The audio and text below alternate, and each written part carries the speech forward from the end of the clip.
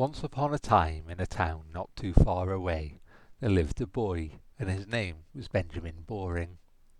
At 6 a.m. Benjamin's alarm began to beep. By 6:05 Benjamin, pyjama-clad, toes snug in slippers, began his morning exercises.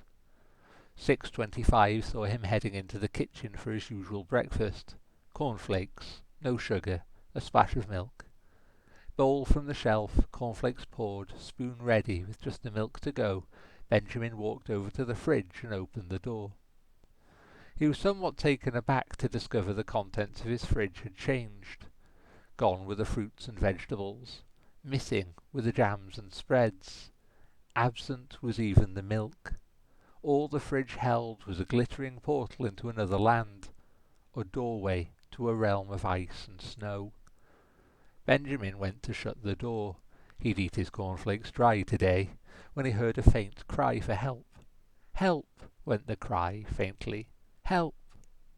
Pausing only to don his dressing gown and pick up his cereal spoon, Benjamin was through the portal and off towards the person in need. He strode through the deep drifts and swirling snow, stopping every so often to listen for the cries to ensure he was heading in the right direction. In no short order he came across some tracks in the snow, 2 great pairs of footprints, larger than any man's, and between them a smaller, more dainty pair. These seemed to be dragged through the snow more than not. Benjamin could move more swiftly now, stepping from giant footprint to giant footprint, and in but a few minutes he spied a young lady being dragged along by 2 great white beasts, all sharp fangs and shaggy fur. Her arms gripped firmly in their large, beclawed hands. As he followed slowly behind, the 2 hulking things and their captive came to a great clearing of smooth, shimmering ice. In the centre of this clearing was a dais under a canopy of icicles. In the centre of the dais was a mighty throne of ice, carved into horrid and fearsome shapes, and sat upon the throne was "Yeti King!" called the girl, struggling to stand defiantly while being held so firmly. "Yeti King!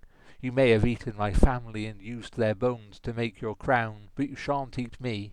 A hero will save me, sure as I'm princess of this realm." "A hero? Ha ha ha ha ha!"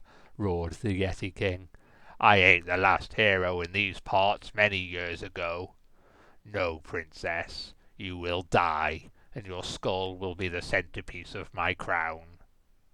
Benjamin knew he must act at once. He ran from his hiding place straight towards one of the 2 Yetis holding the princess. "Oi, you!" he called as he ran. The Yeti turned, saw Benjamin leap into the air, and was knocked out cold when Benjamin landed feet first on the Yeti's face. "Run now! I'll catch up!" said Benjamin to the princess, as he sprang from the first Yeti and dispatched the second with a double kick to the side of the head.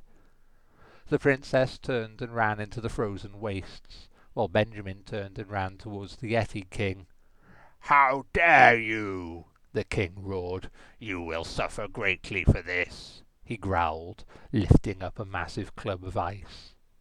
Benjamin paid no heed, and simply ran faster towards the Yeti King, and was soon upon him.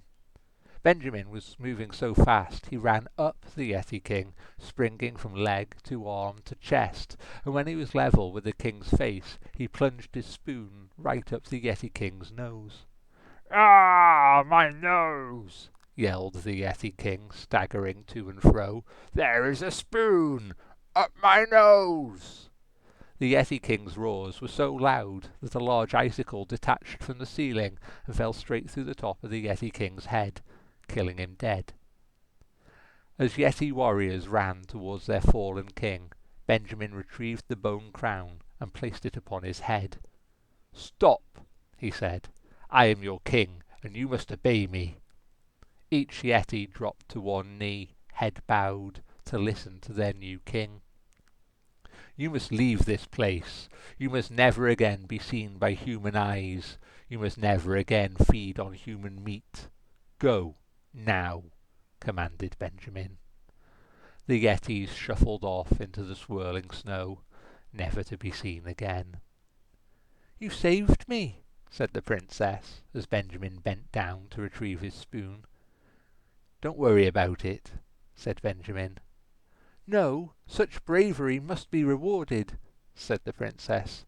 I will grant you anything you might desire, she said, imagining him asking for her hand in marriage, and their ruling the kingdom together.